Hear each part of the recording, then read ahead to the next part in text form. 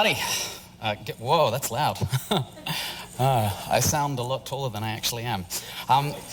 So I'm the Aussie guy. Yeah, that's me. I'm a professional.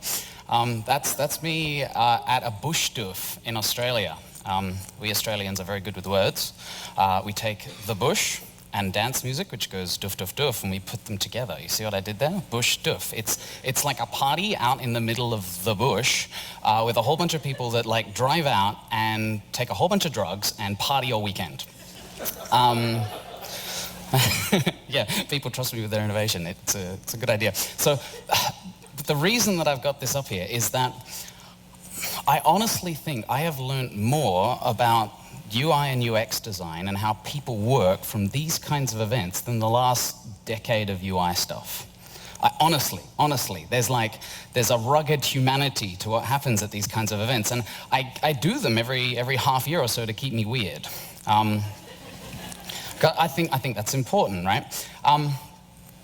By day, yeah, as Dan so nicely put, we do innovation for companies that are like hyped to do innovation, but too kind of big and slow to actually do it.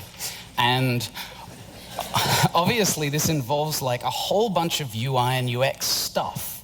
So whilst I am completely undereducated on like law and security stuff, other people deal with that, UI and UX is like, that's my thing, right?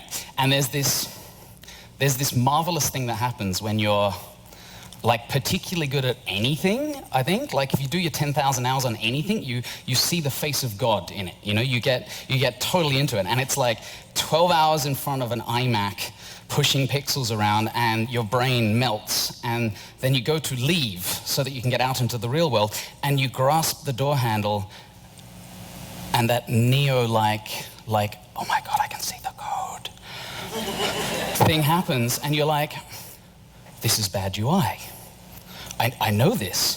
This is bad UI. If this was a lever, it would be easier to open. If this was like a sliding door that knew who I was and let me, if it had like a little swipe card like my hotel, then it'd be kind of secure and I could get in.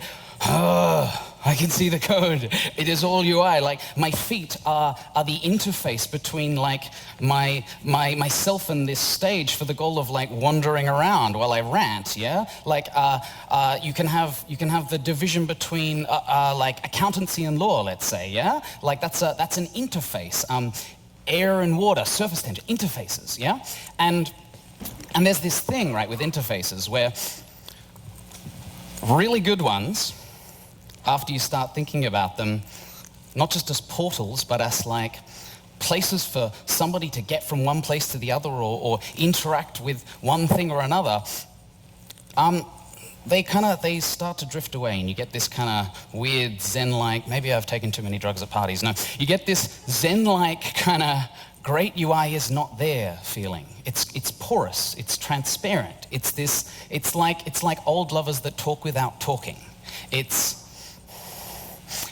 like a classical guitarist that has a beautiful guitar and it is no longer him and the guitar. It's like the guitar plays him and he just opens up his heart and the music comes out and that's it. And he couldn't tell you how, right? Because guitars are brilliant bits of UI. They're a really, really well figured out piece of UI. So if UI is the guitar, if UI is the notes in the song, then how can we contextualize UX in there? Yeah, I would say that UX it's that tap of the conductor's baton right at the start, so that things like quieten down. It's like getting the tickets in the mail before you go and see the concert. It's like walking down the street with your friends afterwards, talking about the experience. Like on the web, we like to think about branding, not as what you tell an audience you are or what you do. Branding is what they tell their friends about you.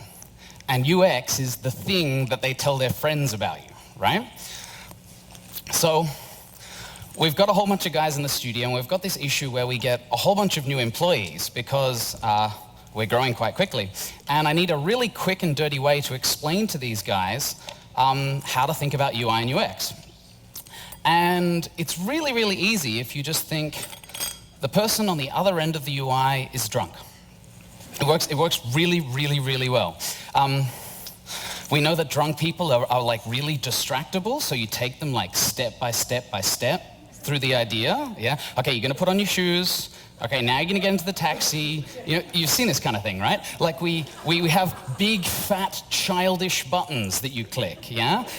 And they've got like little bevels on them so that you know that you can interact with them. We've got this, by the way, it's Melbourne time, it's like Friday night, and I'm not willing to reset my clock, okay? We say things twice, yeah? This is something we've stolen from speed signs in Australia, yeah?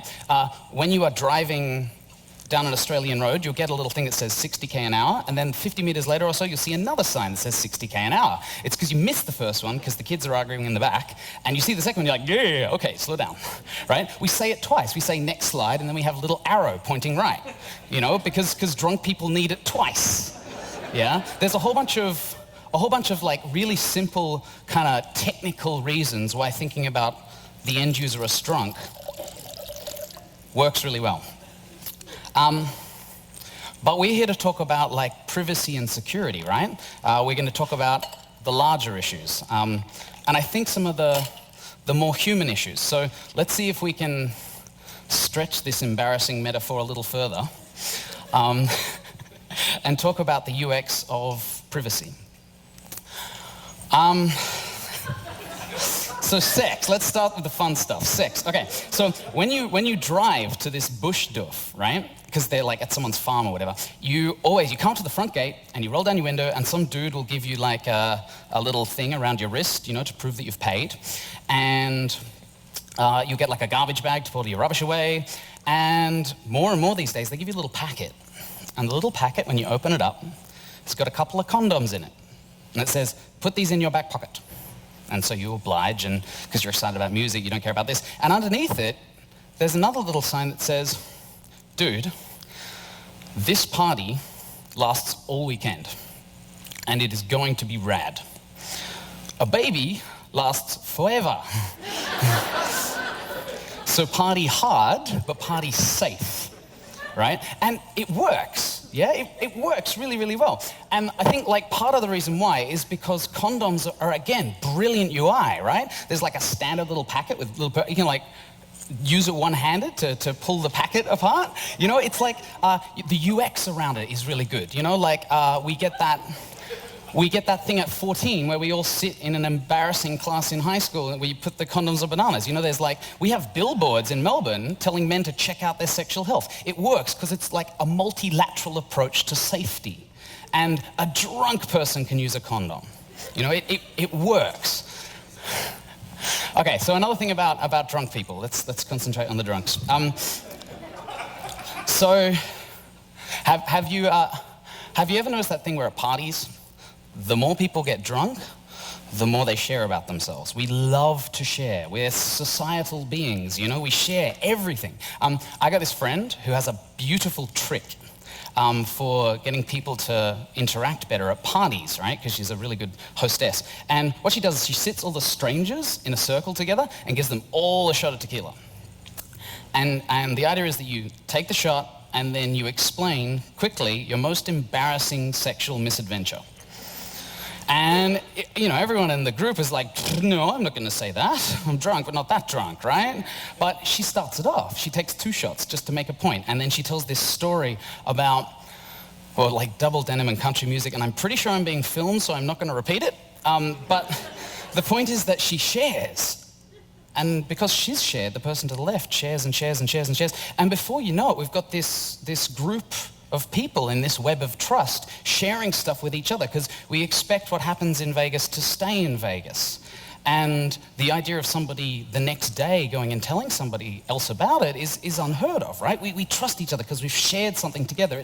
It's so similar to the way that people share stuff online. We share our personal hopes and dreams on Twitter and Facebook. You've seen the way that 16-year-olds use this stuff, right? It's terrifying. There's a whole bunch of stuff that we do online that is really similar to stuff that we do when we're drunk. It's that guy that's like, no, I don't smoke, I'm just drinking right now. I'm not a smoker. And next morning, like 9 a.m., you give them a cigarette, they are not going to want it, right? It's kind of I actually think it's kind of beautiful, right? Because there's those lovers that would never meet if they hadn't have had a bit of Dutch courage and said how they felt to one another. You've got you see it on the Reddit comment threads. You know, those two neckbeards having a beautiful, incisive, interesting conversation that would never happen in real life if they were sober, because they'd have to make eye contact. And it wouldn't happen, right? and the reason that this works, is because UX design wins, right? It just wins. If the UX design is bad, it doesn't work. I don't care how beautiful the technology stack is, how politically, I don't care, right? It doesn't work. UX design wins, right? I gotta say, as soon as I get my hands anywhere near one of these bad boys, I'm gonna staple it to my forehead and just run around like a man. I don't care if they're tracking where I pee day to day, or sampling my blood and taking pictures of my pupils to make sure I'm me. I don't care. I know the Germans are liking me right now.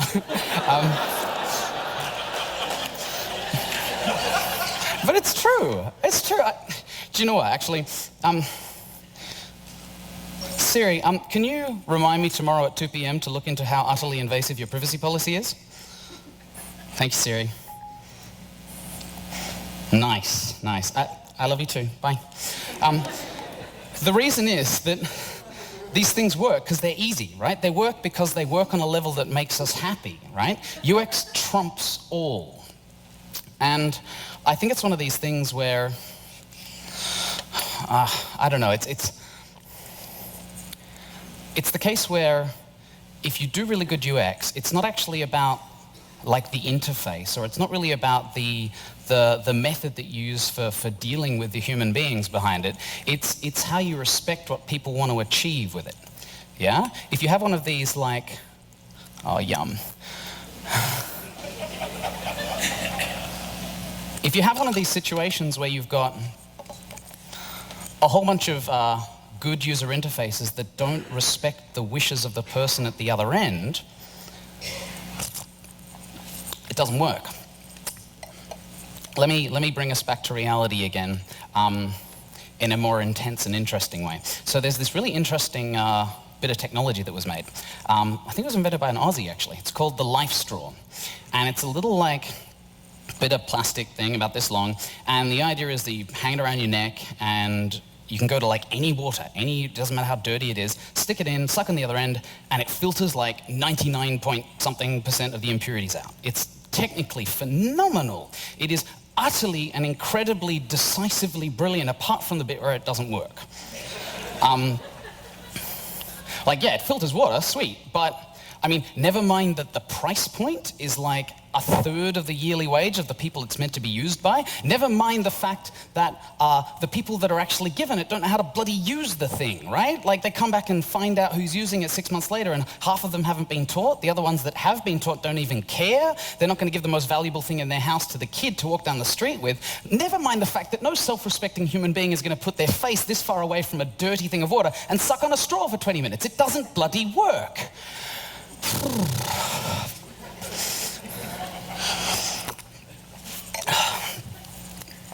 And when you have to suck for 20 minutes to get your daily water intake because it's a bloody desert and they need 3 times the water of the people that invented the device, it's a no-brainer that it doesn't work, right?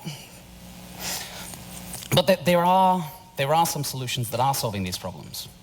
And the solutions that work are ones that have simple, transparent interfaces that are built with respect for the person that's using them, on their terms, using their materials, in ways that make them feel like they've got ownership for the device. A lot of the solutions to these problems are really data-driven. You've got these impact philanthropy, they're startups operating in the charity world, and they are kicking ass. They are really, really good because they build the entire UI and UX around the people that are going to use it. Now, I guess if that was the build, then this is the drop. I'm not actually talking about drunk people through this entire thing. I'm guessing you might have noticed that by now. I mean, the fact is, take the 45-year-old kick-ass CEO, and she's got like 2 degrees under her belt and an MBA and 100 people that report to her, and she's dealing with problems that haven't been invented yet, and she's got the kids that need to be taken to soccer tonight, and she's got the parents coming over on the weekend, and she's not entirely sure whether it's her turn or her partner's turn to cook dinner tonight, and with the amount of time she's got left to look at her device, she might as well be blind drunk. She might as well be blind drunk. I mean, we've got professors here that are going to back me up on this one, right? Like, you have like a little blinking mail thing at the bottom of someone's screen, you just wipe like 10 points off their IQ. So imagine flinging life at somebody and then expecting them to understand an interface on your terms. It just doesn't work. I mean, as a UX person who cares deeply about this stuff, I don't really care if you're dealing with like a 22-year-old, San Francisco hipster in Starbucks on his MacBook, or it could be that 45-year-old BlackBerry user, or it could be the 2 million proud people of West Rwanda.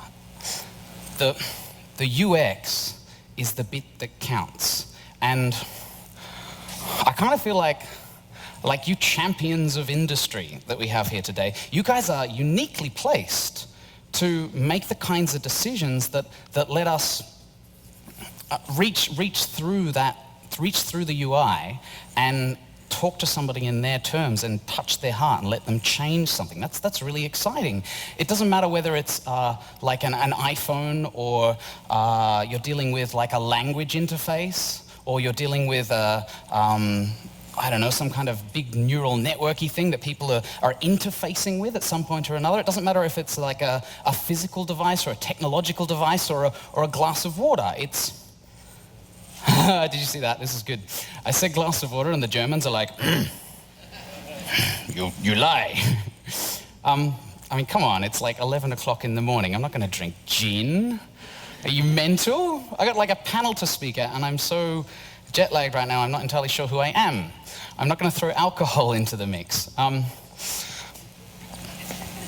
But the Germans have a point. The Germans have a point here, right? That's a valid experience.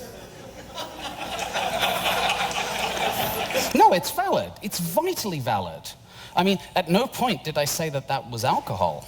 At no point did I mention the word martini or gin. I'm hoping the video will back me up on that. But they're seeing this like pink-shirted, slightly mental guy that habitually dresses up in Pikachu outfits talking about sex and drugs and rock and roll. You can imagine how that's the understanding that they'd have, right? I guess like when the secret is out and the UX is found to be wrong by one party, then the entire content of the situation comes... You're listening to this, NSA? The secret is out, and the experience has been compromised, and as a result, the entire content of the thing comes into question. Anyway, I'm gonna finish up. So, what can I, as a humble UX developer, actually teach you? Am I recommending that Monday, kind of mid-afternoon, you take the project that you're working on right now and have like a couple of sneaky scotches and see if it cuts the mustard? Absolutely not. That's a terrible idea, and I wouldn't recommend it, and I don't tell any of my staff to do that ever. Really, really bad idea. Maybe the important thing we should do is the Germans and I will go after this and have a pint of Bitburger and get a little bit drunk and a little bit excited and start the conversation again on human terms. Okay, sorry.